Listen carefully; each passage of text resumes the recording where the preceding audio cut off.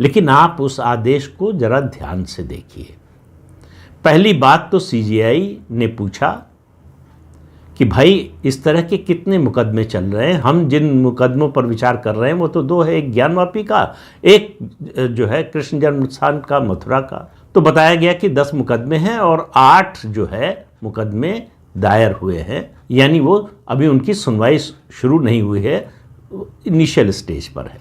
और supreme court के एक वकील हैं विकास सिंह, उन्होंने कहा कि इन सब सर्वे और इनकी सुनवाई पर रोक लगा दी जानी चाहिए।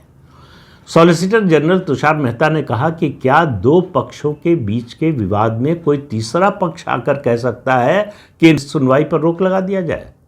तो चीफ जस्टिस ने कहा कि भाई हम इस पर जो है सुनवाई कर रहे हैं और हम इतना आदेश दे रहे हैं कि जब तक सुप्रीम कोर्ट में इस मामले पर सुनवाई चल रही है और फैसला नहीं आता, तब तक कोई नया वाद दाखिल तो हो सकता है, उस पर सुनवाई नहीं शुरू हो सकती। एक, उन्होंने किसी सर्वे पर जो हो चुका है उस पर कोई रोक नहीं लगाई।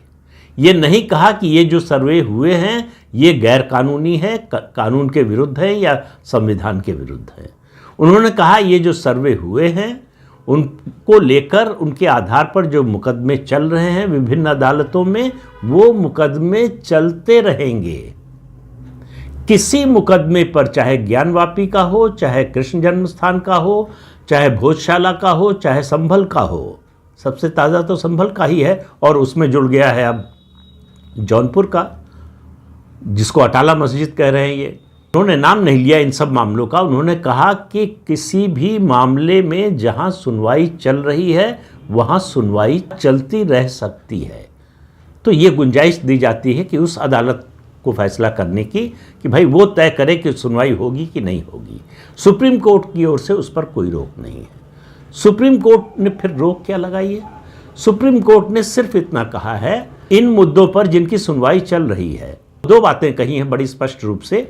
एक, कोई नया वाद जो है, कोई नया मुकदमा दायर हो सकता है लेकिन उसका रजिस्ट्रेशन नहीं होगा। रजिस्ट्रेशन नहीं होने का मतलब है उस पर सुनवाई शुरू नहीं होगी। तो मुकदमा दायर करने से नहीं रोका सुप्रीम कोर्ट ने।